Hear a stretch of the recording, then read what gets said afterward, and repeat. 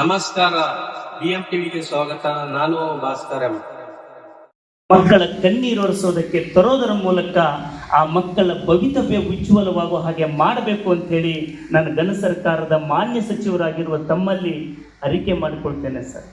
ಒಬ್ಬ ತಂದೆ ಭರವಸೆಯ ಆಶಾಕಿರಣ ಆಗಿರ್ತಾನೆ, ಒಂದು ಕುಟುಂಬಕ್ಕೆ ಒಂದು ಭದ್ರತೆಯ ಕೋಟೆ ಆಗಿರ್ತಾನೆ. ಅಂತ ಒಬ್ಬ ಕಾರ್ಮಿಕ ತಂದೆಯನ್ನ ಕಳೆದುಕೊಂಡ ಮಕ್ಕಳ ಭವನೆಗೂ ಕೂಡ ಸಂತೋಷ್ ಲಾಡ್ ಸಾಹೇಬರು ಸರ್ಕಾರದ ವ್ಯಾಪ್ತಿನಲ್ಲಿ ಯೋಜನೆಯಲ್ಲಿ ಒಂದೊಂದು ಸಂದರ್ಭದಲ್ಲಿ ಕಾನೂನಿನ ತೊಡಕುಗಳಿದ್ದಾಗ ಸಂತೋಷ್ ಲಾಡ್ ಫೌಂಡೇಶನ್ ಮೂಲಕ ಅವರ ಕಣ್ಣೀರೊರೆಸೋ ಕೆಲಸ ಮಾಡಿದಿರಲ್ಲ ಸರ್, ನಿಮಗೆ ಭಗವಂತ ಒಳ್ಳೆಯದನ್ನ ಮಾಡಲಿ ಅಂತ ಹೇಳಿ ಈ ಸಂದರ್ಭದಲ್ಲಿ ನಾನು ಶುಭವನ್ನು ಹಾರೈಸಿ, ಬಸವನಾಡಿಗೆ ನೀವು ಮತ್ತೆ ಮತ್ತೆ ಬರ್ತಾ ಇರಬೇಕು. ಈಗ ಕಾರ್ಮಿಕ ಸಚಿವರಾಗಿ ಬಂದಿದ್ದೀರಿ, ಕಾರ್ಮಿಕರೆಲ್ಲರ ಶುಭ ಹಾರೈಕೆ ನೆರಳಲ್ಲಿ ಮುಂದೊಂದು ದಿನ MB ಪಾಟೀಲ್ರು, ಸಂತೋಷ್ ಲಾಡ್ ಅವರು ಈ ರಾಜ್ಯದ ಮುಖ್ಯವಾಹಿನಿಗೆ ಬರೋ ಹಾಗಾಗಲಿ, ನೊಂದವರ ಸಹಾಯಕರ ಬಾಳಿಗೆ ಹೊಸ ಭಾಷೆ ಬರೆಯುವಂತಹ ಚೈತನ್ಯಶೀಲ ನಾಯಕತ್ವವನ್ನು ಈ ಕರ್ನಾಟಕ ಕಾಣೋ ಹಾಗಾಗಲಿ ಅಂತಕ್ಕಂಥ ಸದಾಶಯವನ್ನು ವ್ಯಕ್ತ ಮಾಡಿ, ಸದಾ ನೀವು ಬಂದಾಗಲೊಮ್ಮೆ ಯುವಕರನ್ನು ಉದ್ದೇಶಿಸಿ ಮಾತನಾಡ್ತೀರಿ, ಯುವಕರಲ್ಲಿ ಹೊಸ ವಿಚಾರಗಳನ್ನು ಬಿತ್ತೋದಕ್ಕೆ ಪ್ರಯತ್ನ ಮಾಡ್ತೀರಿ. ಭಾಳ ಜನ ಏನು ತಿಳಿದಿದ್ದಾರೆ ಅಂದರೆ ಈ ಪಿಕ್ಚರ್ ಹೀರೋಗಳೇ ಸೆಲೆಬ್ರಿಟಿಗಳು ಅಂತ ತಿಳಿದಾರೆ. ನಮ್ಮ ಕರ್ನಾಟಕದಲ್ಲಿ ಪಕ್ಷಾತೀತವಾಗಿ ವಿಚಾರವನ್ನು ಬಿತ್ತುವಂತಹ ತಾತ್ವಿಕ ವಿಚಾರಗಳಿಗೆ ಹೊಸ ಹೊಳಪನ್ನು ನೀಡ್ತಕ್ಕಂಥ, ನಮ್ಮನ್ನೆಲ್ಲ ಯೋಚನೆಗೆ ಹಚ್ಚುವಂತಹ ಒಬ್ಬ ನಿಜವಾದ ಸೆಲೆಬ್ರಿಟಿ ಸಚಿವರು ಯಾರಾದರೂ ಇದ್ರೆ ಅದು ಸಂತೋಷ್ ಲಾಡ್ ಅವರು. ಮಾಧ್ಯಮಗಳು ಅವ್ರು ಬಂದಲ್ಲೆಲ್ಲ ಇರ್ತಾರೆ, ಎಲ್ಲ ಪ್ರಶ್ನೆ ಕೇಳ್ತಾರೆ, ಆದರೆ ಅರುಳು ಹುರಿದಂತೆ ಬರೀ ಮಾತಾಡೋರು ಭಾಳ ಜನ ಸಿಗ್ತಾರೆ. ಭಾಷಣ ಮಾಡಿ ಬದುಕು ಕಟ್ಟವರು, ಭಾಷಣ ಮಾಡಿ ದೇಶ ರಾಜ್ಯವನ್ನು ಆಳುವವರು ನಾಯಕರಲ್ಲ. ಭಾಷಣದ ಪ್ರತಿಯೊಂದು ಶಬ್ದಗಳು ಕೂಡ ತನ್ನ ಸ್ವಂತ ಅನುಭವದಿಂದ ಅದನ್ನು ಕಂಡು ಉಂಡು ಅನುಭವಿಸಿ ಜನರ ನೋವಿನ ನಡುವೆ ಜನರ ಮಧ್ಯದಲ್ಲಿದ್ದುಕೊಂಡು ಅವರ ನೋವಿಗೆ ನೆವರಿಕೆಯಾಗುವ ನಾಯಕತ್ವ ನಮಗೆ ಬೇಕಾಗಿದೆ. ಅಂಥ ನಾಯಕತ್ವವನ್ನು ಕಾರ್ಮಿಕ ಇಲಾಖೆಗೆ, ಕರ್ನಾಟಕ ರಾಜ್ಯಕ್ಕೆ ನಮ್ಮ ಘನ ಸರ್ಕಾರದಲ್ಲಿ ಒಬ್ಬ ತಾಯಿ ಹೃದಯದ ಸಚಿವರಾಗಿ ನೀವು ನೀಡಿದ್ದೀರಿ. ಈಗ ಸಮಯದ ಅಭಾವ ಇರೋದರಿಂದ ಬಹಳಷ್ಟು ಸಮಯ ಸುದೀರ್ಘವಾಗಿ ನೀವು ಯೋಜನೆಗಳ ಬಗ್ಗೆ ಮಾತನಾಡಬೇಕಾಗಿದೆ. ನಮ್ಮ ಕಾರ್ಮಿಕ ಬಂಧುಗಳು ಆ ಯೋಜನೆಗಳ ಬಗ್ಗೆ ತಿಳಿದುಕೊಳ್ಬೇಕಾಗಿದೆ. ಅವ್ರಿಗೇನು ನೀವು ಕಾರ್ಡನ್ನು ಇವತ್ತು ವಿತರಣೆ ಮಾಡೋದರ ಮೂಲಕ ಅವರ ಬದುಕಿಗೆ ಒಂದು ಹೊಸ ಚೈತನ್ಯ ತುಂಬ ಪ್ರಯತ್ನ ಮಾಡ್ತಿದ್ದೀರಿ. ನಿಮಗೆ ಮತ್ತೆ ಮತ್ತೆ ಹೃದಯಪೂರ್ವಕವಾದಂಥ ಕೃತಜ್ಞತೆಗಳನ್ನು ಸಲ್ಲಿಸಿ ಈ ಸಮಾರಂಭ ಉದ್ದೇಶಿಸಿ ಎರಡು ಮಾತುಗಳನ್ನು, ಭಾವನೆಗಳನ್ನು ಹಂಚಿಕೊಳ್ಳೋದಕ್ಕೆ ಅವಕಾಶ ಮಾಡಿಕೊಟ್ಟ ಕಾರ್ಮಿಕ ಇಲಾಖೆಯ ಎಲ್ಲ ಅಧಿಕಾರಿ ಬಂಧುಗಳಿಗೆ, ಜೊತೆಗೆ ಮಾನ್ಯ MB ಪಾಟೀಲ್ ಸಾಹೇಬರು ಅನಿವಾರ್ಯ ಕಾರಣದಿಂದ ಈ ಸಮಾರಂಭಕ್ಕೆ ಬರಲಾಗದ ಕಾರಣ ಎಲ್ಲ ಕಾರ್ಮಿಕ ಬಂಧುಗಳಿಗೆ ಅವರ ಸಹೋದರರಾಗಿರುವಂಥ ಸಂತೋಷ್ ಲಾಡ್ ಅವರ ಮೂಲಕ ಶುಭವನ್ನು ಕೋರಿದ್ದಾರೆ. ಸಂತೋಷ್ ಲಾಡ್ ಸಾಹೇಬರು, MB ಪಾಟೀಲ್ರು ಈ ನಾಡಿನ ಜೋಡೆತ್ತುಗಳ ಹಾಗೆ ಬರಲಿರುವ ದಿನಮಾನಗಳಲ್ಲಿ ನಮ್ಮ ನಾಡಿನ ಭವಿತವ್ಯವನ್ನು ಉಜ್ವಲಗೊಳಿಸುವ ಆಶಾಕಿರಣಗಳಾಗಿ ಬೆಳೀಲಿ ಅಂತೇಳಿ ಈ ಸಂದರ್ಭದಲ್ಲಿ ಆಶಿಸಿ ಹಾರೈಸಿ ನನ್ನ ಮಾತುಗಳನ್ನು ಮುಗಿಸ್ತೇನೆ. ಧನ್ಯವಾದಗಳು. ಮುಖ್ಯ ಅತಿಥಿಗಳನ್ನ ನುಡಿಗಳಾಡಿದಂತಹ ವಿಜಯಪುರದ ಹೆಮ್ಮೆ ಶ್ರೀಯುತ ಸಂಗಮೇಶ್ ಬಬ್ಲೇಶ್ವರ್ ಸರ್ ಅವರಿಗೆ ತುಂಬು ಹೃದಯದ ಧನ್ಯವಾದಗಳು. ಇದೀಗ ನಿಮ್ಮೆಲ್ಲರ ನೆಚ್ಚಿನ ಮಾನ್ಯ ಕಾರ್ಮಿಕ ಸಚಿವರಿಂದ ಹಿತ ನುಡಿಗಳು. ಈ ಒಂದು ಸಮಾರಂಭದ ವೇದಿಕೆ ಮೇಲೆ ಆಸೀನರಾಗಿರ್ತಕ್ಕಂಥ, ಈಗ ತಾನೇ ತಮ್ಮನ್ನು ಉದ್ದೇಶಿಸಿ ಮಾತನಾಡಿರ್ತಕ್ಕಂಥ ಸಂಗಮೇಶ್ ಅವರೇ, ನೂತನವಾಗಿ DC ಆಗಿ ಬಂದಿರತಕ್ಕಂಥ ಆನಂದ್ ಅವರೇ, ಇಲಿಯಾಸ್ ಅವರೇ, ಅಲ್ಲಂಪುರ್ ಅವರೇ, ಕಣ್ಣನ್ ಅವರೇ, ಮುಂಡ್ರಿಗೆ ನಾಗರಾಜ್ ಅವರೇ, ರವಿ ಅವರೇ, ನಾಗೇಶ್ ಅವರೇ, ಅನಿಲ್ ಕುಮಾರ್ ಪಾಟೀಲ್ ಅವರೇ, ಮಯೂರ್ ಅವರೇ, ಈ ಒಂದು ಸಮಾರಂಭದಲ್ಲಿ ಭಾಗವಹಿಸಿರ್ತಕ್ಕಂಥ ಎಲ್ಲ ಆತ್ಮೀಯ ಅಕ್ಕ ತಂಗಿಯಂದ್ರೆ, ಅಣ್ಣ ತಮ್ಮಂದಿರ ಹಾಗೂ ಸ್ನೇಹಿತ ಮಿತ್ರರೇ, ವಿಶೇಷವಾಗಿ ಬಂದಿರತಕ್ಕಂಥ ಪತ್ರಿಕಾ ಹಾಗೂ ಮಾಧ್ಯಮ ಸ್ನೇಹಿತರೆ, ನನ್ನ ಭಾಷಣ ಪ್ರಾರಂಭ ಮಾಡೋಕ್ಕಿಂತ ಮುಂಚೆ ಈ ಭಾಗದ ನಡೆದಾಡದ ದೇವರು ಸಿದ್ದೇಶ್ವರ ಸ್ವಾಮೀಜಿ ಅವರ ಪಾದಗಳಿಗೆ ಕೊಡಮಟ್ಟು ಇವತ್ತು ಈ ಒಂದು ಕಾರ್ಯಕ್ರಮದಲ್ಲಿ ನಮ್ಮ ಇಲಾಖೆ ವತಿಯಿಂದ ನಾವೇನು ಕಾರ್ಯಕ್ರಮಗಳನ್ನ ಹೊಸದಾಗಿ ಪ್ರಾರಂಭವನ್ನು ಮಾಡಿದ್ದೀವಿ ಅದ್ರ ಬಗ್ಗೆ ಮಾಹಿತಿ ಕೊಡಲಿಕ್ಕೆ ಇಡೀ ಕರ್ನಾಟಕ ರಾಜ್ಯಾದ್ಯಂತ ನಮ್ಮ ಇಲಾಖೆ ವತಿಯಿಂದ ನಾವು ಎಲ್ಲ ಜಿಲ್ಲೆಗಳಿಗೆ ಹೋಗ್ತಾ ಇದ್ದೀವಿ. ಭೇಟಿಯನ್ನು ಕೊಡ್ತಾ ಇದ್ದೀವಿ. ಆ ಕಾರಣಕ್ಕಾಗಿ ಇವತ್ತು ಬಂಧುಗಳೇ ನಾವೆಲ್ಲ ಇಲ್ಲಿ ಸೇರಿದ್ದೇವೆ. ವಿಶೇಷವಾಗಿ ಅಸಂಘಟಿತ ಕಾರ್ಮಿಕರಂತ ನಾವು ಹೇಳ್ತೀವಿ, ಅವರಿಗೆ ಒಂದು ನೂತನವಾದಂಥ ಕಾರ್ಯಕ್ರಮಗಳ ಕೊಡೋದ್ರ ಮುಖಾಂತರ ಇವತ್ತು ನಾವೆಲ್ಲ ಇಲ್ಲಿ ಸೇರಿದ್ದೇವೆ. ನಿಮಗೆ ನಮ್ಮ ಇಲಾಖೆಯವರು ಪಾಂಪ್ಲೆಟ್ಗಳನ್ನ ಕೊಟ್ಟಿದ್ದಾರೆ, ಸಂಪೂರ್ಣ ಮಾಹಿತಿ ಕೂಡ ತಮಗೆ ಕೊಟ್ಟಿದ್ದಾರೆ.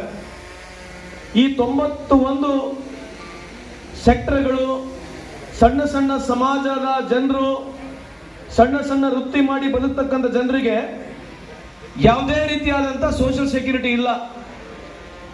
ಅದನ್ನು ನಾವು ಇವತ್ತು ಗುರುತಿಸ್ಬಿಟ್ಟು ಸುಮಾರು 91 ಸೆಕ್ಟರ್ಗಳ ಸಣ್ಣ ಸಣ್ಣ ಗುಂಪಿನ ಸಮಾಜದ ಎಲ್ಲ ಜನರಿಗೆ ಇಲ್ಲಿ ಕರೆಸ್ಬಿಟ್ಟು ನಾವು ಸ್ಮಾರ್ಟ್ ಕಾರ್ಡ್ ಕೊಡತಕ್ಕಂಥ ಪ್ರಾರಂಭವನ್ನು ಇವತ್ತು ನಾನು ನಿಮಗೆ ಮಾತನ್ನು ಕೊಡ್ತಾ ಇದ್ದೀನಿ.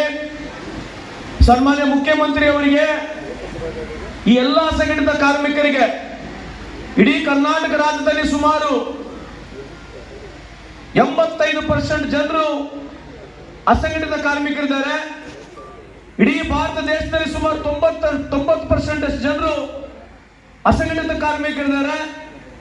ಅದಕ್ಕಾಗಿ ಕಳೆದ 2 ವರ್ಷದಿಂದ ಸನ್ಮಾನ್ಯ ಮುಖ್ಯಮಂತ್ರಿ ಅವರಿಗೆ ಮನವಿಯನ್ನು ಮಾಡಿದ್ದೇವೆ. ನನಗೆ ನಂಬಿಕೆ ಇದೆ, ಮುಂದೆ ಬರ್ತಕ್ಕಂಥ ದಿನಗಳಲ್ಲಿ ಕೇವಲ ಡೀಸೆಲ್ ಪೆಟ್ರೋಲ್ ಮೇಲೆ ನಮಗೆ 50 ಪೈಸೆ ಆಗಲಿ ಅಥವಾ 1 ರೂಪಾಯಿ ಕೊಟ್ರೆ ನಮಗೆ ಸಾವಿರಾರು ಕೋಟಿಯ ದುಡ್ಡು ಈ ಅಸಂಘಟಿತ ಬೋರ್ಡಿಗೆ ಬರುತ್ತೆ.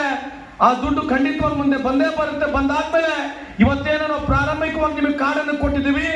ಮುಂದೆ ಬರ್ತಕ್ಕಂಥ ದಿನಗಳಲ್ಲಿ ದೊಡ್ಡ ಪ್ರಮಾಣವಾದಂತಹ ಅನುಕೂಲ ಆಗೇ ಆಗುತ್ತದೆ. ಈ ಸಂದರ್ಭದಲ್ಲಿ ನಿಮಗೆ ಹೇಳಿಕ್ಕೆ ಇಚ್ಛೆ ಬಯಸ್ತೇನೆ ಬಂಧುಗಳೇ. ಒಂದು ಕಡೆ ಅಸಂಘಟಿತ ಕಾರ್ಮಿಕರ ವಿಭಾಗದಿದ್ರೆ ಇನ್ನೊಂದು ಟ್ರಾನ್ಸ್ಪೋರ್ಟ್ ಬೋರ್ಡ್. ಈ ಟ್ರಾನ್ಸ್ಪೋರ್ಟ್ ಬೋರ್ಡ್ ನಲ್ಲಿ ವಿಶೇಷವಾಗಿ ಎಲ್ಲ ಆಟೋ ರಿಕ್ಷಾ ಡ್ರೈವರ್ಗಳು, ಎಲ್ಲ ಕಮರ್ಷಿಯಲ್ ಲೈಸೆನ್ಸ್ ಡ್ರೈವರ್ಗಳು, ಕ್ಲೀನರ್ಗಳು, ಮೆಕ್ಯಾನಿಕ್ಗಳು, ಮೆಕ್ಯಾನಿಕ್ ಮಾಲೀಕರು, ಮೆಕ್ಯಾನಿಕಲ್ ಕೆಲಸ ಮಾಡ್ತಕ್ಕಂಥ ಯಾವುದೇ ಒಬ್ಬ ವರ್ಕರ್ ಆಗಿರ್ಬೋದು, ಅದ್ರ ಜೊತೆಗೆ ಲಾಜಿಸ್ಟಿಕ್ಸ್ ಕಂಪನಿಯಲ್ಲಿ ಕೆಲಸ ಮಾಡ್ತಕ್ಕಂಥ ಯಾರೇ ಇದ್ರು ಕೂಡ ಅವರೆಲ್ಲರೂ ಫಲಾನುಭವಿ ಆಗಿರ್ತಾರೆ.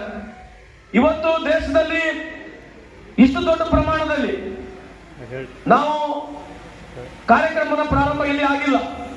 ಇವತ್ತು ಅಸಂಘಟಿತ ಕಾರ್ಮಿಕರ ಜೊತೆಗೆ ಈ ಟ್ರಾನ್ಸ್ಪೋರ್ಟ್ ಬೋರ್ಡ್ ನಲ್ಲಿ ಸುಮಾರು 20 ರಿಂದ 25 ಲಕ್ಷ ಜನಕ್ಕೆ ನೇರವಾಗಿ ಅನುಕೂಲ ಆಗ್ತಕ್ಕಂಥ ಕಾರ್ಯಕ್ರಮವನ್ನ ನಾವು ಪ್ರಾರಂಭ ಮಾಡಿದ್ದೀವಿ. ಹಂತವಾಗಿ ಕಾರ್ಯಕ್ರಮ ಪ್ರತಿಯೊಬ್ಬರಿಗೆ ಯಾರ್ಯಾರಿಗೆ ಅನಾನುಕೂಲ ಇರ್ತದೆ ಪ್ರತಿಯೊಬ್ಬರಿಗೆ ಈ ಕಾರ್ಯಕ್ರಮ ಮುಡಿಸ್ತಕ್ಕಂಥ ಕೆಲಸ ಪ್ರಾಮಾಣಿಕವಾಗಿ ನಮ್ಮ ಇಲಾಖೆ ಸಂತೋಷ ಹಾಗೂ ನಮ್ಮ ಕಾಂಗ್ರೆಸ್ ಸರ್ಕಾರ ಮಾಡ್ತಂತ ಈ ಸಂದರ್ಭದಲ್ಲಿ ಕೇಳಲಿಕ್ಕೆ ಇಚ್ಛೆ ಬಯಸ್ತೇನೆ. ಟ್ರಾನ್ಸ್ಪೋರ್ಟ್ ಬೋರ್ಡ್ ಯಾಕೆ ಮಾಡಿದ್ವಿ ಉದ್ದೇಶ, ಇವತ್ತು DC ಅವರು ಇಲ್ಲಿದ್ದಾರೆ, SP ಅವರು ಬರಲಿಲ್ಲ.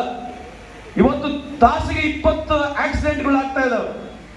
ದಿನಕ್ಕೆ 480 ಆಕ್ಸಿಡೆಂಟ್ಗಳು, ವರ್ಷಕ್ಕೆ 4,80,000 ಆಕ್ಸಿಡೆಂಟ್ಗಳು, ಸುಮಾರು 1,60,000 ಜನ ಅವರ ಜೀವವನ್ನು ಈ ಆಕ್ಸಿಡೆಂಟ್ ಮುಖಾಂತರ ಕಳ್ಕೊಳ್ತಾರೆ.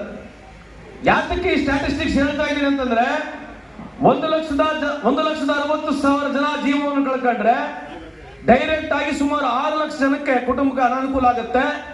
ಇಂಡೈರೆಕ್ಟ್ ಸುಮಾರು 18 ಲಕ್ಷ ಜನಕ್ಕೆ ಅನಾನುಕೂಲ ಆಗ್ತಕ್ಕಂಥದ್ದು ನೀತಿ ಆಯೋಗದ ರಿಪೋರ್ಟ್ ಇದೆ. ಇವತ್ತು ನೀವು ನೋಡ್ತಾ ಇದ್ರೆ ಸುಮಾರು 3% GDPಗೆ ಅನಾನುಕೂಲ ಆಗ್ತಕ್ಕಂಥದ್ದು ಈ ಒಂದು ಆಕ್ಸಿಡೆಂಟ್ ಮುಖಾಂತರ. ಅಂದ್ರೆ ಈ ಟ್ರಾನ್ಸ್ಪೋರ್ಟ್ ಬೋರ್ಡ್ ಮಾಡ್ಬಿಟ್ಟಿದೀವಿ, ನಾವು ಜಾಸ್ತಿ ದುಡ್ಡು ಕೊಟ್ಟರೆ ಅವ್ರಿಗೆ ಅನುಕೂಲ ಆಗ್ತಕ್ಕಂಥದ್ದಲ್ಲ. ಈ ಟ್ರಾನ್ಸ್ಪೋರ್ಟ್ ಬೋರ್ಡ್ ಮಾಡತಕ್ಕಂಥ ಉದ್ದೇಶ ನಿಮ್ಮ DC ಗಳ ಜೊತೆಗೆ SP ಗಳ ಜೊತೆಗೆ ಸಂಪರ್ಕದಲ್ಲಿ ಬಂದು ಈ ಆಕ್ಸಿಡೆಂಟ್ ಹೆಂಗ್ ಕಮ್ಮಿ ಮಾಡಬೇಕು, ಈ ವಿಶೇಷವಾಗಿ ಅವ್ರಿಗೆ ಅವೇರ್ನೆಸ್ ಕೊಡ್ತಕ್ಕಂಥದ್ದು ಕೂಡ ಕೆಲಸ ಈ ಬೋರ್ಡ್ ಮುಖಾಂತರ ಮಾಡತಕ್ಕ. ತಾವು ಕೂಡ KDP ಮೀಟಿಂಗ್ ನಲ್ಲಿ ಪ್ರತಿ ಸಂದರ್ಭದಲ್ಲಿ ಎಷ್ಟು ಆಕ್ಸಿಡೆಂಟ್ಗಳು ಆಗ್ತಾ ಇದಾವೆ, ಎಷ್ಟು ಆಕ್ಸಿಡೆಂಟ್ ಸ್ಪಾಟ್ಸ್ಗಳಿದಾವೆ, ಹೆಲ್ಮೆಟ್ ಹಾಕಲಾರಂಗೆ ಯುವಕರು ಯಾರು ಗಾಡಿಯನ್ನು ಚಲಾಯಿಸ್ತಾ ಇದ್ದಾರೆ, ಜಾಸ್ತಿ ಅವೇರ್ನೆಸ್ ಕೊಡ್ತಕ್ಕಂಥದ್ದು ಮಾಡಬೇಕಂತ ತಮ್ಮಲ್ಲಿ ಈ ಸಲಹೆಯನ್ನು ಕೊಡ್ಲಿಕ್ಕೆ ಇಚ್ಛೆ ಬಯಸ್ತೇನೆ. ಹಂಗಾಗಿ ಬಂಧುಗಳೇ, ಈ ಟ್ರಾನ್ಸ್ಪೋರ್ಟ್ ಬಿಲ್ ಮುಖಾಂತರ ಕರ್ನಾಟಕ ರಾಜ್ಯದಲ್ಲಿ ಸುಮಾರು 20 ರಿಂದ 25 ಲಕ್ಷ ಜನಕ್ಕೆ ಅನುಕೂಲ ಆಗ್ತಕ್ಕಂಥ ಕಾರ್ಯಕ್ರಮ ನಾವು ಮಾಡ್ತಾ ಇದ್ದೀವಿ. ಅದರ ಜೊತೆಗೆ ನಿಮಗೆ ಸಿನಿ ಬಿಲ್ ಬಗ್ಗೆ, ಗಿಗ್ ಬಿಲ್ ಬಗ್ಗೆ ಆಗಲೇ ರವಿ ಅವರು ಹೇಳಿದ್ದಾರೆ, ನಾನು ಅದರ ಬಗ್ಗೆ ಮಾತನಾಡಕ್ಕೆ ಹೋಗೋದಿಲ್ಲ. ಆಶಾದೀಪ ಅಂತ ಒಂದು ಕಾರ್ಯಕ್ರಮ ಪ್ರಾರಂಭ ಮಾಡಿದ್ದೀವಿ. DC ಅವರು ಇದ್ರ ಬಗ್ಗೆ ಗಮನ ಕೊಡಬೇಕು. ಆಶಾದೀಪ ಇರ್ತಕ್ಕಂಥ ಕಾರ್ಯಕ್ರಮ ಯಾರು ಇಲ್ಲಿ ಸ್ಥಳೀಯವಾಗಿ ಸಣ್ಣ ಸಣ್ಣ ಉದ್ದಿಮೆದಾರಿದ್ದಾರೆ, ಯಾರು SC/ST ಜನಾಂಗದವರಿಗೆ ಕೆಲಸ ಕೊಡ್ತಾರೆ. Whoever is giving them the employment, for example, they can take them as trainee also, or directly they can take them as employee also. More or less on an average, ಅಂದ್ರೆ ಒಂದು ತಿಂಗಳಿಗೆ ನಾವು 7,000 ರೂಪಾಯಿವರೆಗೆ 2 ವರ್ಷವರೆಗೆ ಕೊಡ್ತೀವಿ. ಉದ್ದೇಶ ಅಲ್ಲಿರ್ತಕ್ಕಂಥ ಸ್ಥಳೀಯರಿಗೆ, ಯುವಕರಿಗೆ ಟ್ರೈನಿಂಗು ಸಿಕ್ಕಂಗಾಗಿರ್ಬೇಕು, ಅವರಿಗೆ 2 ವರ್ಷದ ಕೆಲಸನೂ ಸಿಕ್ಕಿರ್ಬೇಕು. ಅದ್ರ ಜೊತೆಗೆ ಯಾರು ಕೆಲಸ ಕೊಡ್ತಾರೆ, ಯಾರು ಸಣ್ಣ ಸಣ್ಣ ಉದ್ದಿಮೆದಾರರಿದ್ದಾರೆ, ಅವನಿಗೂ ಅನುಕೂಲ ಆಗ್ಬೇಕೆಂಬ ಉದ್ದೇಶದಿಂದ ಭಾರತ ದೇಶದಲ್ಲಿ ಇಂಥ ಒಂದು ಕಾರ್ಯಕ್ರಮ ಎಲ್ಲಿ ಇಲ್ಲ. ಇದ್ರೆ ಅದು ಕರ್ನಾಟಕದಲ್ಲಿ ನಮ್ಮ ಸನ್ಮಾನ್ಯ ಸಿದ್ದರಾಮಯ್ಯ ಸರ್ಕಾರ, ಕಾಂಗ್ರೆಸ್ ಸರ್ಕಾರದಲ್ಲಿ ನಮ್ಮ ಇಲಾಖೆಯನ್ನ ಮಾಡ್ತಿರ್ತಕ್ಕಂಥದ್ದೊಂದು ಈ ಸಂದರ್ಭಕ್ಕೆ ಹೇಳಲಿಕ್ಕೆ ಇಚ್ಛೆ ಬಯಸ್ತೇನೆ. ಇಲ್ಲಿವರೆಗೆ ಸುಮಾರು ಈ ಒಂದು ಕಾರ್ಯಕ್ರಮದ ಮುಖಾಂತರ 6,142 ಎಂಪ್ಲಾಯ್ಮೆಂಟ್ಗಳನ್ನ ಜನರೇಟ್ ಮಾಡಿದ್ದೇವೆ. ಸೊ ಜಿಲ್ಲಾವಾರು, ತಾಲೂಕುವಾರು ತಾವು ಎಲ್ಲ ಸ್ಮಾಲ್ ಸ್ಕೇಲ್ ಇಂಡಸ್ಟ್ರಿ ಅವ್ರನ್ನ ಕರೆಸ್ಬಿಟ್ಟು ಇದ್ರ ಬಗ್ಗೆ ಜಾಸ್ತಿ ಮಾಹಿತಿಯನ್ನು ಕೊಟ್ರೆ ಇಲ್ಲಿಂದ ಮೈಗ್ರೇಷನ್, ಬಡವರ ಮಕ್ಕಳಿಗೆ ಅಲ್ಲಿ ಬರೋದು ಕಮ್ಮಿ ಆಗುತ್ತೆ ಅಂತ ಹೇಳಿ ಆ ಒಂದು ಉದ್ದೇಶದಿಂದ ಈ ಒಂದು ಕಾರ್ಯಕ್ರಮವನ್ನು ಮಾಡಿದ್ದೇವೆ. ದಯಮಾಡಿ ಈ ಕಾರ್ಯಕ್ರಮದ ಲಾಭ ತಾವೆಲ್ಲ ಪಡಿಬೇಕು. ಅದ್ರ ಜೊತೆಗೆ ಕಂಪಲ್ಸರಿ ಗ್ರಾಚ್ಯುಟಿ ಮಾಡಿದೀವಿ. ಯಾವುದೇ ಉದ್ಯಮಿದಾರ ಯಾರು 20ಕ್ಕಿಂತ ಜಾಸ್ತಿ ಎಂಪ್ಲಾಯೀಸ್ ಇದ್ದಾರೆ ಅವನ ಹತ್ರ, ಅದ್ರ ಜೊತೆಗೆ 5 ವರ್ಷ ಮೇಲೆ ಕಂಪಲ್ಸರಿ ಅವ್ರಿಗೆ ಗ್ರಾಚ್ಯುಟಿ ಕೊಡಲೇಬೇಕಾಗತ್ತೆ. ಅದಕ್ಕೆ ವಿ ಹ್ಯಾವ್ ಇಂಟರ್ಲಿಂಕ್ಡ್ ದಿಸ್. ಯಾರೇ ಒಬ್ಬ ಉದ್ಯಮಿದಾರ ಯಾರು ಕೆಲಸ ಕೊಡ್ತಾ ಇದ್ದಾರೆ ಅವರಿಗೆ ಸರ್ವೇ ಸಮಾನವಾಗಿ ಒಂದು ಪ್ರಾಕ್ಟೀಸ್ ಮುಖಾಂತರ ಒಂದು ಇನ್ಶೂರೆನ್ಸ್ ನ ಕ್ರಿಯೇಟ್ ಮಾಡಬೇಕು. 20 ಜನಕ್ಕೂ ಜಾಸ್ತಿ ಕೆಲಸ ಮಾಡ್ತಿದ್ರೆ ಅವ್ರ ಹತ್ರ ಅವನು ಕಂಪಲ್ಸರಿ ಗ್ರಾಚ್ಯುಟಿ ಇನ್ಶೂರೆನ್ಸ್ ನ ತಗೋಬೇಕು. ನಾಳೆ ಅವರಲ್ಲಿ ಏನಾರ ವ್ಯತ್ಯಾಸ ಆದ್ರೆ ಆ ಗ್ರಾಚ್ಯುಟಿ ದುಡ್ಡು ನೇರವಾಗಿ ಅವನಿಗೆ ಹೋಗ್ತಕ್ಕಂಥದ್ದು ಆಗ್ಬೇಕಂತ ಹೇಳಿ ಪ್ರಾರಂಭ ಮಾಡಿದ್ದೀವಿ. ಸುಮಾರು 18,000 ಕಂಪನಿ ಇದ್ರೆ 6,000 ಕಂಪನಿಗಳು ಇದಕ್ಕೆ ಆಲ್ರೆಡಿ ಸಂಪೂರ್ಣವಾಗಿ ಇದನ್ನ ಕಂಡೀಷನ್ ಪ್ರಕಾರ ಅವ್ರು ಒಪ್ಪಿ ಆಲ್ರೆಡಿ ಇದನ್ನ ನಡೆಸ್ತಾ ಇದ್ದಾರೆ. ಕೆಲವರಿಗೆ ಅನಾನುಕೂಲ ಆಗುತ್ತೆ, ಯಾಕಂದ್ರೆ ಒಂದೇಟಿಗೆ ಅಷ್ಟು ಜನರ ಗ್ರಾಚ್ಯುಟಿ ಇನ್ಶೂರೆನ್ಸ್ ಕಟ್ಟಬೇಕಂದ್ರೆ ತೊಂದರೆ ಆಗುತ್ತೆ. ನಾವು ಟೈಮ್ ಲಿಮಿಟ್ ನ ಕೊಡ್ತಾ ಇದೀವಿ.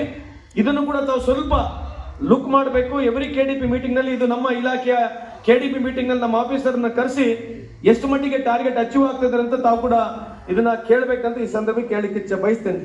ಕೊನೆಯದಾಗಿ ಬೀದರ್ ಮಾಡೆಲ್ ಮಾಡ್ತಾ ಇದ್ದೀವಿ. ಅಂದ್ರೆ ಸೊಸೈಟಿ ಏನು ಹೊರಗುತ್ತಿಗೆ ನೌಕರರು ಇಡೀ ಕರ್ನಾಟಕ ರಾಜ್ಯದಲ್ಲಿ ಎಲ್ಲಾ ಇಲಾಖೆಯಲ್ಲಿದ್ದಾರೆ. ಹೊರಗುತ್ತಿಗೆ ನೌಕರರು ಸರ್ಕಾರದ ಇಲಾಖೆಯಲ್ಲಿ ಸುಮಾರು ಲಕ್ಷಾಂತರ ಜನರು ಏನು ಕೆಲಸ ಮಾಡ್ತಾ ಇದ್ದಾರೆ. ನಾವು DC ಅವರ ನೇತೃತ್ವದಲ್ಲಿ ಸೊಸೈಟಿ ಮಾಡ್ತಾ ಇದೀವಿ. ಅಂದ್ರೆ ಆ ಜಿಲ್ಲೆಗೆ ಸಂಬಂಧಪಟ್ಟಿರ್ತಕ್ಕಂಥ ನಮ್ಮ ಇಲಾಖೆ, ಸರ್ಕಾರದ ಎಲ್ಲಾ ಇಲಾಖೆಯಲ್ಲಿ ಕೆಲಸ ಮಾಡ್ತಕ್ಕಂಥ ಪ್ರತಿಯೊಬ್ಬರು ನೌಕರರು ನೇರವಾಗಿ ಆ ಸೊಸೈಟಿನಲ್ಲಿ ರಿಜಿಸ್ಟರ್ ಮಾಡಿರ್ತಾರೆ. DC ಅವರ ನೇತೃತ್ವದಲ್ಲಿ ಆ ಸೊಸೈಟಿ ಇರುತ್ತೆ. ಇನ್ನು ಮುಂದುಗಡೆ ದುಡ್ಡು ಯಾವುದೇ ಕಾಂಟ್ರಾಕ್ಟರ್ಗೆ ಹೋಗೋದಿಲ್ಲ, ಯಾವುದೇ ಔಟ್ಸೋರ್ಸ್ ಏಜೆನ್ಸಿಗೆ ಹೋಗೋದಿಲ್ಲ. ದುಡ್ಡು ನೇರವಾಗಿ ಸೊಸೈಟಿಗೆ ಬರುತ್ತೆ. ಸೊಸೈಟಿಯಿಂದ ನಿಮಗೆ ದುಡ್ಡು ಬರ್ತಕ್ಕಂಥ ಕೆಲಸ ನಾವು ಮಾಡ್ತಾ ಇದ್ದೀವಿ ಮುಂದೆ ಬರ್ತಕ್ಕಂಥ ದಿನಗಳಲ್ಲಿ. ಈ ಸಂದರ್ಭಕ್ಕೆ ಕೇಳಲಿಕ್ಕೆ ಇಚ್ಛೆ ಬಯಸ್ತೀನಿ. ಇವತ್ತು ನಮ್ಮ ಇಲಾಖೆಯ ಹಲವಾರು ಕಾರ್ಯಕ್ರಮಗಳನ್ನು ಮಾಡಿದ್ರ ಜೊತೆಗೆ ಇವತ್ತು ನಮ್ಮ ಸರ್ಕಾರ 5 ಗ್ಯಾರಂಟಿಗಳನ್ನ ಕೊಟ್ಟಿದೆ. ಇವತ್ತು ಬಿಜೆಪಿ ಅವರು ಟೀಕೆ ಮಾಡ್ತಾ ಇದ್ದಾರೆ ನಮಗೆ 5 ಗ್ಯಾರಂಟಿ ಬಗ್ಗೆ. 5 ಗ್ಯಾರಂಟಿ ಯಾಕೆ ಕೊಟ್ಟರು, ಜನ ಕೇಳಿಲ್ಲ, ಯಾರು ಅರ್ಜಿನ ಹಾಕಿಲ್ಲ ಅಂತ ಹೇಳ್ತಾರೆ. ಆದ್ರೆ ತಾವು ಯೋಚನೆ ಮಾಡಿ ನೋಡ್ಬೇಕಿರ್ತಕ್ಕಂಥ ಪ್ರತಿಯೊಬ್ಬರು ಈ 5 ಗ್ಯಾರಂಟಿ ಒಂದು ವರ್ಷಕ್ಕೆ 60,000 ಕೋಟಿ ರೂಪಾಯಿ ಖರ್ಚು ಮಾಡ್ತಾ ಇದೀವಿ. ಎಷ್ಟು? ಗಟ್ಟಿಯಾಗಿ ಹೇಳ್ರಿ ತಾಯಿ. 60,000 ಕೋಟಿ ವರ್ಷಕ್ಕೆ. ಮೊನ್ನೆ ತಾನೇ 500 ಕೋಟಿ ಹೆಣ್ಮಕ್ಳು. ಎಷ್ಟು?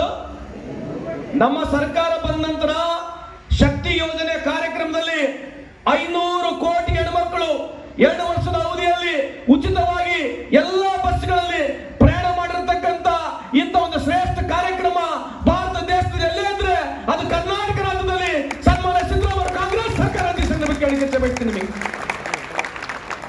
500 ಕೋಟಿ ಹೆಣ್ಮಕ್ಳು, ಅದರ ಜೊತೆಗೆ 1,30,00,000 ಹೆಣ್ಮಕ್ಳಿಗೆ ತಿಂಗಳ 2,000 ರೂಪಾಯಿ ಕೊಡ್ತಾ ಇದೀವಿ.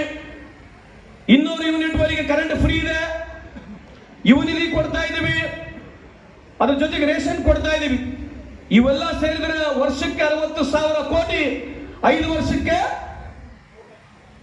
ಎಷ್ಟು?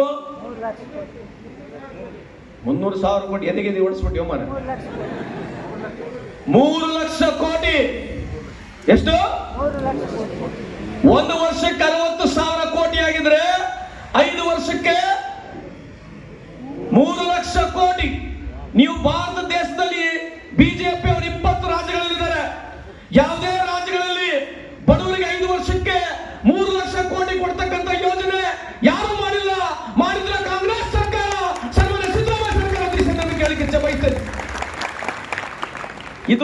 ಬಿಜೆಪಿಯವರಿಗೆ ಸಹಿಸ್ಕೊಳಕ್ ಆಗ್ತಾ ಇಲ್ಲ.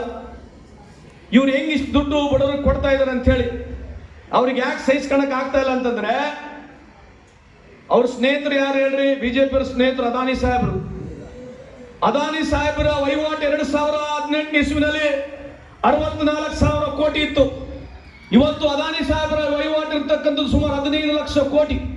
ಎಷ್ಟು? ಮೋದಿ ಸಾಹೇಬರು ಕೇಂದ್ರ ಸರ್ಕಾರ ಅದಾನಿ ಅವರಿಗೆ 15 ಲಕ್ಷ ಕೋಟಿ ಮಾಡಿಕೊಟ್ರೆ, ಸಿದ್ದರಾಮಯ್ಯ ಸರ್ಕಾರ, ಕಾಂಗ್ರೆಸ್ ಸರ್ಕಾರ ಬಡವರಿಗೆ 3 ಲಕ್ಷ ಕೋಟಿ ಕೊಡ್ತಕ್ಕಂಥ ಕೆಲಸ ಮಾಡ್ತಾ ಇದೀವಿ. ತಾವು ಬಹಳ ಹತ್ತಿರದಿಂದ ಗಮನಿಸಬೇಕಂತ ಈ ಸಂದರ್ಭಕ್ಕೆ ಕೇಳಲಿಕ್ಕೆ ಬಯಸ್ತೇನೆ. ಯಾಕೆ ಹೇಳ್ತಾ ಇದೀವಿ ಮಾತು ಅಂತಂದ್ರೆ, ಎಲ್ಲಾ ಬಿಜೆಪಿಯ ಮುಖಂಡರುಗಳು ಕಾಂಗ್ರೆಸ್ ಸರ್ಕಾರ ಎಲ್ಲೆಲ್ಲಿದೆ ಅವ್ರ ಮೇಲೆ ಮುಗಿ ಬೆಳೆಯೋದು, ಅವ್ರ ಬಗ್ಗೆ ಸುಳ್ಳು ಅಭಿಪ್ರಾಯನ ಮೂಡಿಸ್ತಕ್ಕಂಥ ಕೆಲಸ ಕಳೆದ 10 ವರ್ಷ ಕೇಂದ್ರದಲ್ಲಿ, ರಾಜ್ಯದಲ್ಲಿ ಕೂಡ ನಡೀತಾ ಇದೆ. ಆದ್ರೆ ಇವತ್ತು ಕೆಲವು ಪ್ರಶ್ನೆಗಳು ನಮಗೆ ಕಾಡ್ತಾನೆ ಇದ್ದಾವೆ. ಇವತ್ತು ಉದಾಹರಣೆಗೆ ತಗೊಳ್ಳೋಣ. ಇವತ್ತು 2,000 ರೂಪಾಯಿ ನೋಟ್ ಎಲ್ಲಿದ್ದಾವೆ? ಮಾಧ್ಯಮ ಮುಖಾಂತರ ನಾವು ಕೇಳಬೇಕಾಗಿದೆ. ಯಾವ ಪ್ರಧಾನಮಂತ್ರಿಯವರು 15,41,000 ಕೋಟಿ ನೋಟು, ಎಷ್ಟು? ಎಷ್ಟಮ್ಮ ತಾಯಿ? 15,41,000 ಕೋಟಿ ನೋಟು 500 ರೂಪಾಯಿ, 1,000 ರೂಪಾಯಿ ರಾತ್ರಿ ಬಂದು ಅದನ್ನು ರದ್ದು ಮಾಡಿ ನನಗೆ ಕೇವಲ 50 ದಿನ ಕಾಲಾವಕಾಶ ಕೊಡಿ, ಈ ಸಂಪೂರ್ಣ ದುಡ್ಡು ಬ್ಯಾಂಕಿಗೆ ವಾಪಸ್ ಬರ್ತೈತೆ, ಅದರ ಜೊತೆಗೆ 3 ಲಕ್ಷ ಕೋಟಿ ನೋಟು ವಾಪಸ್ ಬರಲ್ಲ, ಆ ದುಡ್ಡನ್ನ ಸೆರೆ ಹಿಡಿತೀವಿ, ಆ ಸೆರೆ ಹಿಡಿತಕ್ಕಂಥ ದುಡ್ಡನ್ನ ಎಲ್ಲರ ಬಡವರಿಗೆ ಅನುಕೂಲ ಆಗ್ಲಿಕ್ಕೆ ನಾವು ದುಡ್ಡನ್ನ ಹಂಚ್ತೀವಿ ಅಂತ ಹೇಳಿದ್ರು. ಯಾರು ಹೇಳಿದ್ರು ಈ ಮಾತು? ಯಾರು ಹೇಳಿದ್ರು? ಮೋದಿ ಸಾಹೇಬ್ರು ಹೇಳಿದ್ರು 50 ದಿನ ಕಾಲಾವಕಾಶ ಕೊಡಿ ಅಂತೇಳಿ. 50 ದಿನ ಕಾಲಾವಕಾಶ ಆಯ್ತು. 15,41,000 ಕೋಟಿ ನೋಟು, 500 ರೂಪಾಯಿ, 1,000 ರೂಪಾಯಿ ನೋಟು ಸಂಪೂರ್ಣ ಬ್ಯಾಂಕಿಗೆ ಹೋಯ್ತು. ಏನರ್ಥ? ಸಂಪೂರ್ಣ ದುಡ್ಡು ಬ್ಯಾಂಕಿಗೆ ಹೋಯ್ತು ಅಂತಂದ್ರೆ ಯಾವ ಕಪ್ಪಣ ಇದೆ, ಯಾವ್ದು ಕೋಟಾ ನೋಟ್ ಇದೆ ಅಂತ ಹೇಳ್ತಾ ಇದ್ರು. ನಾವ್ ಹೇಳ್ತಾ ಇಲ್ಲ. RBI ಉರ್ಜಿತ್ ಪಟೇಲ್ ಸಾಹೇಬ್ರು ಹೇಳಿದ್ರು. ಅವಾಗ RBI ಗವರ್ನರ್ ಆಗಿರ್ತಕ್ಕಂಥ ಉರ್ಜಿತ್ ಪಾಟೀಲ್ ರವರು 3 ಲಕ್ಷಕ್ಕೂ ಹೆಚ್ಚು 3 ಲಕ್ಷ ಕೋಟಿ ನೋಟು ಇದರಲ್ಲಿ ಕಪ್ಪಣ ಇದೆ, ಇದ ಸರಿ ಹಿಡಿತೀವಿ ಅಂತ ಹೇಳಿದ್ರು. ದುಡ್ಡು ಸಂಪೂರ್ಣ ವಾಪಸ್ ಹೋಯ್ತು. ಯಾವ್ದು ಬಡವರಿಗೆ 1 ರೂಪಾಯಿ ಅನುಕೂಲ ಆಗಿಲ್ಲ. ಈ 500 ರೂಪಾಯಿ, 1,000 ರೂಪಾಯಿ ನೋಟ್ ಯಾವತ್ತು ರದ್ದಿ ಆಯ್ತು, 2,000 ರೂಪಾಯಿ ನೋಟನ್ನ ತಗೊಳ್ಳಿಕ್ಕೆ ಈ ದೇಶದಲ್ಲಿ ಬಡವರು 103 ಬಡವರು ಲೈನ್ನಲ್ಲಿ ಜೀವ ಕಳ್ಕೊಂಡ್ರು. ಆದ್ರೆ ಒಬ್ಬ ಸಾಹುಕಾರ ಕೂಡ ಜೀವ ಕಳ್ಕೊಳ್ಳಿಲ್ಲ. ಇದ್ರ ಬಗ್ಗೆ ಬಿಜೆಪಿ ಚಕಾರ ಅಂತ ಮಾತನಾಡಲ್ಲ. ಇವತ್ತು 2,000 ರೂಪಾಯಿ ನೋಟು ಕಳೆದ 4 ವರ್ಷದಿಂದ ಎಲ್ಲಿ ಇಲ್ಲ ಮಾರ್ಕೆಟ್ ನಲ್ಲಿ. 2,000 ರೂಪಾಯಿ ನೋಟು ಮಾರ್ಕೆಟ್ ನಾಗ ಎಲ್ಲಿ ಇಲ್ಲ. ಏನೋ ಈ ದೇಶಕ್ಕೆ ಬಹಳ ದೊಡ್ಡ ಏನೋ ಕೊಡುಗೆ ಕೊಟ್ಟರು ಅಂತ ಹೇಳಿ ದಿನ ಬೆಳಗ್ಗೆ ಇದ್ರ ಭಾಷಣ ಮಾಡ್ತಾ ಇದ್ರು ಬಿಜೆಪಿ ಅವರು. ಇವತ್ತು ಅದರ ಬಗ್ಗೆ ಚಕಾರ ಅಂತ ಮಾತನಾಡ್ತಾ ಇಲ್ಲ. ಆಯ್ತು, 15,41,000 ಕೋಟಿ ನೋಟ್ ದುಡ್ಡು ವಾಪಸ್ ಬ್ಯಾಂಕಿಗೆ ಹೋಯ್ತು. ಯಾವ ಉದ್ಯಮಿದಾರರು 12%ಗೆ 14%ಗೆ ಬಡ್ಡಿ ಸಿಗ್ತಾ ಇತ್ತು, ಅವರಿಗೆಲ್ಲ ಬಡ್ಡಿ ಕಮ್ಮಿ ಆಗ್ತಾ ಬಂತು. ಈ ದೇಶದ ರೈತರಿಗೆ 1 ರೂಪಾಯಿನೂ ಬಡ್ಡಿ ಕಮ್ಮಿ ಆಗಿಲ್ಲ. ರೈತರಿಗೆ 1 ರೂಪಾಯಿ ಬಡ್ಡಿ ಸಾಲ ಮನ್ನಾನೂ ಆಗಿಲ್ಲ. ಕೇಂದ್ರದಲ್ಲಿ ನಾವಿದ್ದಾಗ ಮನಮೋಹನ್ ಸಿಂಗ್ ಸರ್ಕಾರ 73,000 ಕೋಟಿ ಸಾಲ ಮನ್ನಾ ಮಾಡಿತು. 2013ನೇ ಇಸ್ವಿಯಿಂದ 2018 ಇಸ್ವಿನಲ್ಲಿ 8,566 ಕೋಟಿ ಸನ್ಮಾನ್ಯ ಸಿದ್ದರಾಮಯ್ಯ ಸರ್ಕಾರ, ಕಾಂಗ್ರೆಸ್ ಸರ್ಕಾರ ಯಾರ್ಯಾರು ಸೊಸೈಟಿನಲ್ಲಿ ಸಾಲವನ್ನು ಪಡೆದಿದ್ರು ಅವರಿಗೆ 50,000ವರೆಗೆ ಸಾಲವನ್ನು ಮನ್ನಾ ಮಾಡಿದ್ವಿ ನಾವು ಕಾಂಗ್ರೆಸ್ ಸರ್ಕಾರ. ಬಿಜೆಪಿಯವರು ಯಾವ ರೈತರಿಗೆ 1 ರೂಪಾಯಿ ಸಾಲ ಮನ್ನಾ ಮಾಡಿಲ್ಲ.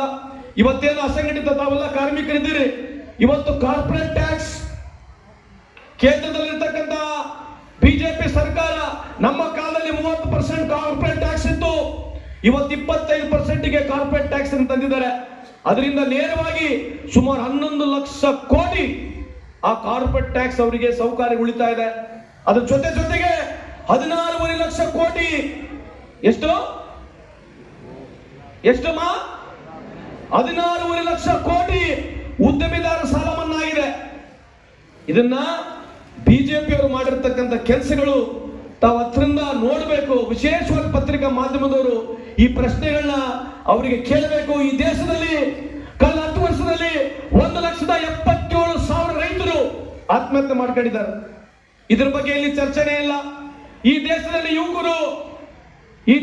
ಯುವಕರು ಕೆಲಸ ಇಲ್ಲ ಅಂತ ಹೇಳಿ, ಎಂಪ್ಲಾಯ್ಮೆಂಟ್ ಇಲ್ಲ ಅಂತ ಹೇಳಿ ಈ ದೇಶದಲ್ಲಿ ಕಳೆದ 10 ವರ್ಷದಿಂದ 1,03,000 ಯುವಕರು ಆತ್ಮಹತ್ಯೆ ಶರಣಾಗಿದ್ದಾರೆ. ಇದ್ರ ಬಗ್ಗೆ ಇಲ್ಲಿ ಚರ್ಚೆ ಇಲ್ಲ. ಯಾಕೆ ಹೇಳ್ತಾ ಇದೀವಿ ಅಂತಂದ್ರೆ ಇದ್ರ ಬಗ್ಗೆ ಚರ್ಚೆ ಆಗ್ಬೇಕು. ಇದು ದೇಶದ ವ್ಯವಸ್ಥೆ. ಏನು ಎಲ್ಲ ಸರಿ ಇದೆ ಅಂತ ಹೇಳಕ್ ಆಗಿಲ್ಲ. ಕರ್ನಾಟಕದಲ್ಲಿ ಕೂಡ ನಾವೆಲ್ಲ ಸರಿ ಇದೆ ಅಂತ ಹೇಳೋದಿಲ್ಲ. ಆದ್ರೆ ಯಾವ ವ್ಯವಸ್ಥೆಗಳು ಸರಿ ಇದೆ, ಯಾವ ವ್ಯವಸ್ಥೆಗಳು ಸರಿ ಇಲ್ಲ, ಅದ್ರ ಬಗ್ಗೆ ಚರ್ಚೆ ಆಗ್ತಕ್ಕಂಥದ್ದು ಆಗ್ಬೇಕಂತ ಈ ಸಂದರ್ಭಕ್ಕೆ ಕೇಳಲಿಕ್ಕೆ ಬಯಸ್ತೇನೆ ಬಂಧುಗಳ. ಅದಕ್ಕಾಗಿ ಇವತ್ತು ನಾವು ವಿಶೇಷವಾಗಿ ಎಲ್ಲ ರೈತರಿಗೆ, ಯುವಕರಿಗೆ, ಎಲ್ಲ ಶ್ರಮಿಕ ವರ್ಗದವರಿಗೆ ಅನುಕೂಲ ಆಗ್ಬೇಕಂತ ಹೇಳಿ ನಮ್ಮ ಸರ್ಕಾರದ ಕಾರ್ಯಕ್ರಮಗಳು 2 ವರ್ಷ ಅವಧಿಯಲ್ಲಿ ಸಾವಿರಾರು ಕೋಟಿಯಲ್ಲಿ ಜನರಿಗೆ, ಬಡವರಿಗೆ ಅನುಕೂಲ ಆಗ್ತಕ್ಕಂಥ ಕೆಲಸಗಳನ್ನ ಮಾಡಿದ್ದೀವಿ. ಇವತ್ತು ನಾವು ಸುಮಾರು 8ನೇ ಜಿಲ್ಲೆಗೆ ಬರ್ತಿರೋದು. ಇವತ್ತು 8ನೇ ಜಿಲ್ಲೆಗೆ ಬರ್ತಕ್ಕಂಥದ್ದು ಇಂಥ ಒಂದು ಕಾರ್ಯಕ್ರಮ. ಯಾಕಂದ್ರೆ ನಮ್ಮ ಇಲಾಖೆಯಲ್ಲಿ ಇಂಥ ಒಂದು ಕಾರ್ಯಕ್ರಮ ಇವತ್ತು ಮಾಡಿಲ್ಲ. ಇಷ್ಟೆಲ್ಲ ಜನಕ್ಕೆ ಸೇರಿಸಿ ಸಾವಿರಾರು ಸಂಖ್ಯೆಯಲ್ಲಿ ಜನ ಸೇರಿಸ್ತಕ್ಕಂಥ ನಮ್ಮ ಇಲಾಖೆ ಯಾವತ್ತು ಮಾಡಿಲ್ಲ. ಇವತ್ತು ಇಂಥ ಒಂದು ಕಾರ್ಯಕ್ರಮ ಯಶಸ್ವಿ ಆಗಬೇಕಾಗಿದ್ರೆ ನಮ್ಮ ಡಾಟಾ ಎಂಟ್ರಿ ಆಪರೇಟರ್ ಇರ್ಬೋದು, ನಮ್ಮ ಎಲ್ಲ ಲೇಬರ್ ಆಫೀಸರ್ಗಳು, ಲೇಬರ್ ಇನ್ಸ್ಪೆಕ್ಟರ್ಗಳು, ALCಗಳು, DLCಗಳು, ಜಾಯಿಂಟ್ ಲೇಬರ್ ಕಮಿಷನರ್ ವರೆಗೆ ಪ್ರತಿಯೊಬ್ಬರು ನಮ್ಮ ಇಲಾಖೆಯಲ್ಲಿ ಬಹಳ ಮುತುವರ್ಜಿ ವಹಿಸಿ ಶ್ರದ್ಧೆಯಿಂದ ಪ್ರತಿಯೊಬ್ಬರಿಗೆ ಹೋಗಿ ಸಂಘಟನೆಯಾಗಿರ್ತಕ್ಕಂಥ ಪ್ರತಿಯೊಬ್ಬರು ಮುಖಂಡರನ್ನ ಕಂಡುಬಿಟ್ಟು ಈ ಕಾರ್ಯಕ್ರಮ ಬಗ್ಗೆ ಮಾಹಿತಿಯನ್ನು ಕೊಟ್ಟು ಇಂಥ ಒಂದು ಕಾರ್ಯಕ್ರಮ ಯಶಸ್ವಿಯಾಗಿ ಮಾಡಿದ್ದಾರೆ. ಅದಕ್ಕೆ ನಿಮ್ಮೆಲ್ಲರ ಪರವಾಗಿ, ನನ್ನ ವೈಯಕ್ತಿಕ ಪರವಾಗಿ, ಸರ್ಕಾರದ ಪರವಾಗಿ ಅವರೆಲ್ಲರಿಗೆ ನಾನು ಅಭಿನಂದನೆ ಸಲ್ಲಿಸಲಿಕ್ಕೆ ಇಚ್ಛೆ ಬಯಸ್ತೇನೆ. ನಮ್ಮ ಗುರಿ ಇರ್ತಕ್ಕಂಥದ್ದು ಬಡವರಿಗೆ ಅನುಕೂಲ ಆಗಬೇಕು. ಈ ಅಸಂಘಟಿತ ಕಾರ್ಮಿಕರು ಏನಿದ್ದಾರೆ ಕರ್ನಾಟಕ ರಾಜ್ಯದಲ್ಲಿ ಸುಮಾರು 85% ಅಸಂಘಟಿತ ಕಾರ್ಮಿಕರು ಏನಿದ್ದಾರೆ ಅವ್ರಿಗೆ ಅನುಕೂಲ ಆಗ್ತಕ್ಕಂಥ ಕೆಲಸ ನಾವು ಮಾಡ್ತೀವಿ. ಇವತ್ತು ಪ್ರಾರಂಭಿಕವಾಗಿ ನಾವು ಸ್ಮಾರ್ಟ್ ಕಾರ್ಡ್ಗಳನ್ನ ಕೊಡ್ತಾ ಇದೀವಿ. ಕನ್ಸ್ಟ್ರಕ್ಷನ್ ಬೋರ್ಡ್ ನಲ್ಲಿ ಸುಮಾರು 35 ಲಕ್ಷ ಜನಕ್ಕೆ ಯಾರು ಕಟ್ಟಡ ಕಾರ್ಮಿಕರಿದ್ದಾರೆ ಅವ್ರಿಗೆ ಅನುಕೂಲ ಆಗ್ತಕ್ಕಂಥ ಕೆಲಸ ಅಲ್ಲಿನೂ ಮಾಡ್ತಾ ಇದೀವಿ. ಇವತ್ತು ಟ್ರಾನ್ಸ್ಪೋರ್ಟ್ ಬೋರ್ಡ್ ಅಲ್ಲಿ ಸುಮಾರು 20-25 ಲಕ್ಷ ಜನನ ನಾವು ಇವತ್ತು ನೇರವಾಗಿ ಅವ್ರನ್ನ ರಿಜಿಸ್ಟರ್ ಮಾಡ್ಕೊಳ್ತೀವಿ. ಅವ್ರಿಗೆ ಅನುಕೂಲ ಆಗ್ತಕ್ಕಂಥ ಇದು 91 ಸೆಕ್ಟರ್ಗಳಿಗೆ ಇವತ್ತೇನು ನಾವು ಅಸಂಘಟಿತ ಕಾರ್ಮಿಕರಿಗೆ ನೀವು ಸೇರಿಸ್ಕೊಳ್ತಾ ಇದೀವಿ. ಇದು ಒಂದು ಸುಮಾರು 25 ಲಕ್ಷ ಜನ. ಒಟ್ಟಾರೆ ಸುಮಾರು 75 ಲಕ್ಷ ಜನಕ್ಕೆ ನೇರವಾಗಿ ಅನುಕೂಲ ಆಗ್ತಕ್ಕಂಥ ಕೆಲಸ ಮುಂದೆ ಬರ್ತಕ್ಕಂಥ ದಿನಗಳಲ್ಲಿ ನಾವು ಮಾಡ್ತೀವಿ ಅಂತ ಈ ಸಂದರ್ಭದಲ್ಲಿ ಹೇಳಿ, ಇಂಥ ಒಂದು ಕಾರ್ಯಕ್ರಮನ ಯಶಸ್ವಿ ಆಗ್ಬೇಕಾಗಿದ್ರೆ ಎಲ್ಲಾ ಸಂಘಟನೆಯ ಮುಖಂಡರುಗಳು, ಅಸಂಘಟಿತರ ಎಲ್ಲ ಕಾರ್ಮಿಕರ ವರ್ಗದ ಎಲ್ಲ ಮುಖಂಡರುಗಳು, ಕಾರ್ಮಿಕರ ವರ್ಗದ ಎಲ್ಲ ಮುಖಂಡರುಗಳು, ಆಟೋ ರಿಕ್ಷಾ ಡ್ರೈವರ್ನ ಎಲ್ಲ ಟ್ರೇಡ್ ಯೂನಿಯನ್ ಲೀಡರ್ಸ್ಗಳು ಪ್ರತಿಯೊಬ್ಬರು ಎಲ್ಲರೂ ಬಂದು ಈ ಕಾರ್ಯಕ್ರಮನ ಯಶಸ್ವಿ ಮಾಡಿದಿರಿ. ಅದಕ್ಕೆ ನನ್ನ ವೈಯಕ್ತಿಕ ಪರವಾಗಿ, ಸರ್ಕಾರ ಪರವಾಗಿ ನಿಮಗೆ ಕೋಟಿ ಪ್ರಣಾಮಗಳನ್ನ ಹೇಳಿ ಮುಂದೆ ಬರ್ತಕ್ಕಂಥ ದಿನಗಳಲ್ಲಿ ಕೊನೆಯದಾಗಿ ಹೇಳೋದಿಷ್ಟೇ, ದಯವಿಟ್ಟು ಕೇಳಿಸ್ಕೊಳ್ಳಿ. ಇದು ಯಾವುದು ಬಿಜೆಪಿ ದುಡ್ಡಲ್ಲ, ಕಾಂಗ್ರೆಸ್ ದುಡ್ಡಲ್ಲ.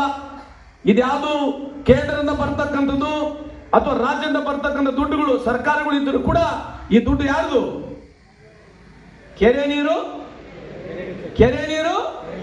ಯಾವುದೇ ಸರ್ಕಾರ ಆಗಿರ್ಲಿ, ಯಾವುದೇ ಸರ್ಕಾರ ಕೇಂದ್ರದಲ್ಲಿರ್ಲಿ ರಾಜ್ಯದಲ್ಲಿರ್ಲಿ, ದುಡ್ಡುಗಳು ಕೊಡ್ತಕ್ಕಂಥದ್ದು ನಿಮ್ಮ ದುಡ್ಡು. ಕೊನೆಯದಾಗಿ GST ಬಗ್ಗೆ ಹೇಳ್ತೀನಿ.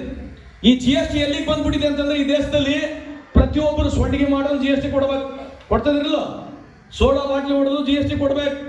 ಹಾಲು, ಮೊಸರು, ತುಪ್ಪ, ಉದ್ದಿನ ಕಡ್ಡಿ, ಅರ್ಶನ, ಸುಡುಗಾಡಿಗೆ ಹೋಗಿ ನೀವು ತೆಂಗಿನಕಾಯಿ ಹೊಡೆದು ಕೂಡ ಇವತ್ತು GST ಕೊಡ್ಬೇಕು. ಇವತ್ತು ಆ ವ್ಯವಸ್ಥೆಯಲ್ಲಿ ನಾವು ಬಂದಿದ್ದೀವಿ. ಯಾಕೆ ಹೇಳ್ತಾ ಇದ್ದೀನಿ, ಪತ್ರಿಕಾ ಮಾಧ್ಯಮದ ದಯವಿಟ್ಟು ಕೇಳಿಸ್ಕೊಳ್ಳಿ. 64% ಜನರು ವಹಿವಾಟದಲ್ಲಿಲ್ಲ, ವ್ಯವಹಾರ ಮಾಡೋದಿಲ್ಲ, ಅವ್ರ ಹತ್ರ ಅಕೌಂಟ್ ಇಲ್ಲ, ಆದ್ರೂ ಅವರು GST ದುಡ್ಡು ಕೊಡ್ತಾರೆ. ಹೆಂಗಿದೆ ನೋಡ್ರಿ, ಈ ದೇಶದಲ್ಲಿ 1% ಇರ್ತಕ್ಕಂಥ ಜನರು 145 ಕೋಟಿ ಜನಸಂಖ್ಯೆಯಲ್ಲಿ ಈ ದೇಶದಲ್ಲಿ 1% ಇರ್ತಕ್ಕಂಥ ಜನರು ಅವ್ರ ಹತ್ರ 50% ಆಸ್ತಿ ಇದೆ. ಎಷ್ಟಿದೆ? ಇದು ನಾನು ಹೇಳ್ತಾ ಇಲ್ಲ, ನಿತಿನ್ ಗಡ್ಕರಿ ಸಾಹೇಬರು ಕೂಡ ಹೇಳ್ತಾ ಇದ್ದಾರೆ. ಈ ದೇಶದಲ್ಲಿ ಸೌಕಾರ ಆಗ್ತಾ ಇದ್ದಾರೆ, ಬಡವರು ಆಗ್ತಾ ಇದ್ದಾರೆ ಅಂತ ಹೇಳಿ. ಅದಕ್ಕೆ ಇವತ್ತೇನು ಬಿಜೆಪಿ ಅವರು $4 ಟ್ರಿಲಿಯನ್ ಎಕಾನಮಿ ಮಾತಾಡಲ್ಲ, ಸಾಕಾಗಿತ್ತ? $4 ಟ್ರಿಲಿಯನ್ ಎಕಾನಮಿ ಅಂತ ಹೇಳ್ತಾರೆ. $4 ಟ್ರಿಲಿಯನ್ ಎಕಾನಮಿ ಅಂತಂದ್ರೆ ಏನು? 145 ಕೋಟಿ ಜನಸಂಖ್ಯೆಯ ಜನರು ಏನೋ GDP ಅಂತ ಹೇಳ್ತೀವಿ, ಗ್ರಾಸ್ ಡೊಮೆಸ್ಟಿಕ್ ಪ್ರಾಡಕ್ಟ್ ಅಂತ ಹೇಳ್ತೀವಿ. ಅವ್ರು 145 ಕೋಟಿ ಜನರು ಏನು ಖರ್ಚು ಮಾಡ್ತಾ ಇದ್ದಾರೆ, ಆ ಖರ್ಚಿನ ವಹಿವಾಟೆಲ್ಲ ಸೇರಿದ್ರೆ ಅದಕ್ಕೆ GDP ಅಂತ ಕರಿತೀವಿ. ಅದು $4 ಟ್ರಿಲಿಯನ್ ಇದೆ. ಏನೋ ಜಪಾನಿಗೆ ಸೈಡ್ ಹೊಡೆದ್ಬಿಟ್ಟಿವಿ, ನಾವು ಜಪಾನಿಗೆ ಸೈಡ್ ಹೊಡೆದಿವಿ ಅಂತ ಹೇಳಿ ದಿನ ಬೆಳಗ್ಗೆ ಅಂದ್ರೆ ಬಿಜೆಪಿ ಅವರು ಟ್ವಿಟರ್ ಮುಖಾಂತರ, ವಾಟ್ಸಪ್ ಮುಖಾಂತರ, ಟಿವಿ ಮುಖಾಂತರ ಹೇಳ್ಕೊಳ್ತಿದ್ದಾರೆ. ಸ್ವಲ್ಪ ಇಲ್ಲಿ ಪ್ರಜ್ಞೆ ಬಂದಿರೋದಕ್ಕೆ ನಾನು ಮಾತನಾಡ್ತಿರ್ತಕ್ಕಂಥದ್ದು ಮಾಧ್ಯಮದವರು ಕೊಟ್ಟಿದ್ದಾರೆ. ಇವತ್ತು ಅದನ್ನೇ ಉಲ್ಟಾ ತಗೋಣ.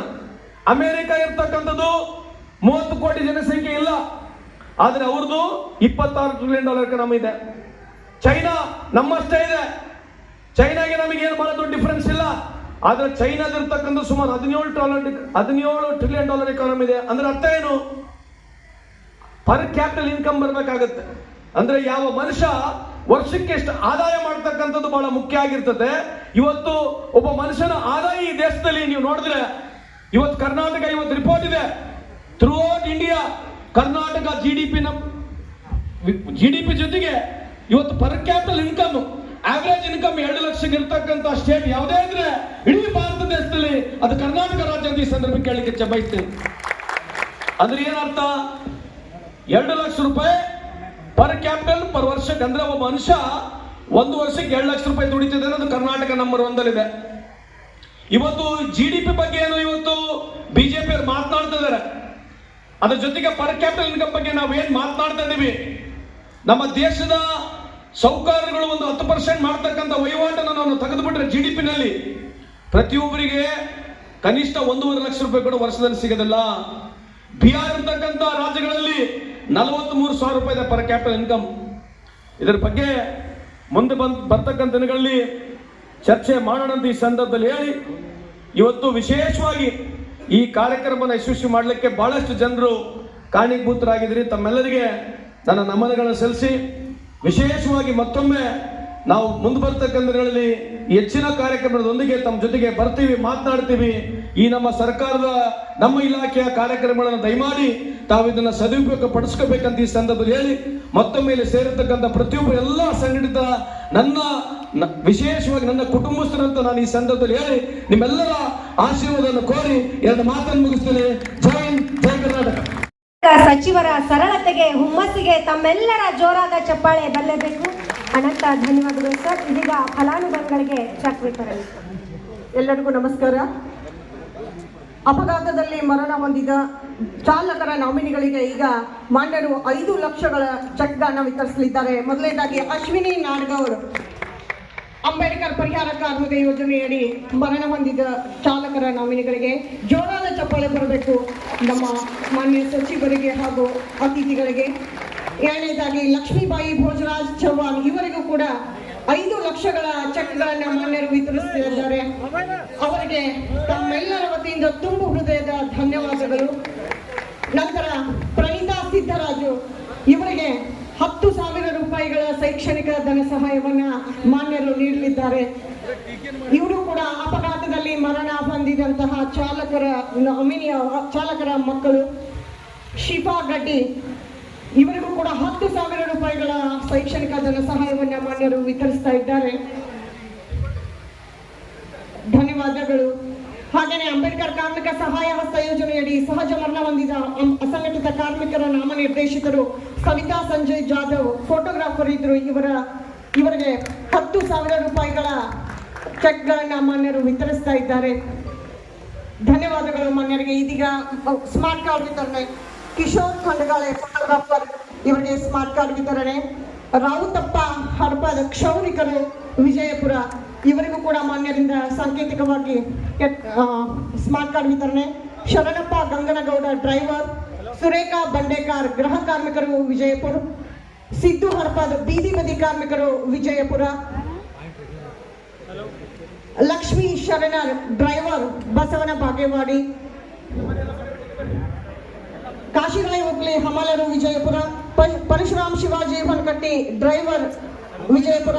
Dadapeer Umar Sab Mulla mechanic Basavana Bagewadi. Ravindra Kyaginmani transport worker Basavana Bagewadi. Shrikant Gotur hotel worker Muddebihal. Shivaraj Kapse driver Indi. Bhagesh Navi ಕ್ಷೌರಿಕ ಸಿಂದಗಿ ತಾಲೂಕಿನಿಂದ. ಭಗವಂತ್ ಗುರುನಿಂಗಪ್ಪ ಆಮನೆ ಅಲೆಮಾರಿ ಸಮುದಾಯದವರು ಸಿಂದಗಿ. ಸಂಗಪ್ಪ ನರಸಪ್ಪ ಕಂಬಾರ ಮುದ್ದೇಬಿಹಾಳ. ದಯವಿಟ್ಟು ತಾವೆಲ್ಲ ಜೋರಾದ ಚಪ್ಪಾಳೆ ಮೂಲಕ ಧನ್ಯವಾದಗಳನ್ನ ಮಾನ್ಯ ಸಚಿವರಾದಿಯಾಗಿ ವೇದಿಕೆ ಮೇಲೆ ಉಪಸ್ಥಿತರಿರುವಂತಹ ಎಲ್ಲ ಗಣ್ಯರಿಗೂ ಕೂಡ ಧನ್ಯವಾದಗಳನ್ನ ಅರ್ಪಿಸೋಣ. ಧನ್ಯವಾದಗಳು ಮಾನ್ಯ ಸಚಿವರಿಗೆ ಹಾಗೂ ಮಾನ್ಯ ಎಲ್ಲ ಗೌರವಾನ್ವಿತ ಅತಿಥಿ ಮಹೋದಯರಿಗೆ. ಹಾಗೆಯೇ ಈ ಸ್ಮಾರ್ಟ್ ಕಾರ್ಡ್ ಅನ್ನು ಸ್ವೀಕರಿಸಿದಂತಹ ನಮ್ಮ ಎಲ್ಲ ಅಸಂಘಟಿತ ಕಾರ್ಮಿಕರಿಗೂ ಕೂಡ ತುಂಬು ಹೃದಯದ ಧನ್ಯವಾದಗಳು. 5 ಲಕ್ಷಗಳ ಚೆಕ್ಗಳನ್ನು ತೆಗೆದುಕೊಂಡಂತಹ ಫಲಾನುಭವಿಗಳು ದಯವಿಟ್ಟು ಮತ್ತೊಮ್ಮೆ ವೇದಿಕೆಗೆ ಬರಬೇಕು. ಧನ್ಯವಾದಗಳು. ಇದುವರೆಗೂ ಫಲಾನುಭವಿಗಳಿಗೆ ಚೆಕ್ ವಿತರಣೆಯನ್ನು ನೆರವೇರಿಸಿದ ಶ್ರೀಮತಿ ಉಮಾಶ್ರೀ ಕೋಳಿ ಅವರಿಗೆ ತುಂಬ ಹೃದಯದ ಧನ್ಯವಾದಗಳು.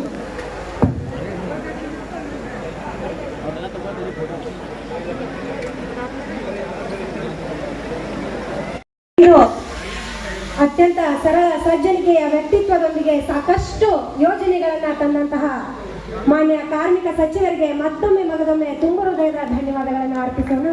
ಇದೀಗ ವಂದನಾರ್ಪಣೆ ಶ್ರೀಮತಿ ಉಮಾಶ್ರೀ ಕೋಳಿ ಅವರಿಂದ.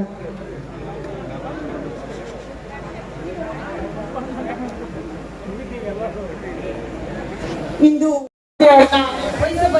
ವಹಿಸಿರುವಂತಹ ಮಾನ್ಯ MP ಪಾಟೀಲ್ ಸಾಹೇಬರಿಗೆ ಈ ಒಂದು ವೇದಿಕೆಯ ವತಿಯಿಂದ ತುಂಬು ಹೃದಯದ ಅಭಿನಂದನೆಗಳು. ಹಾಗೆಯೇ ಶಿವಾನಂದ್ ಎಸ್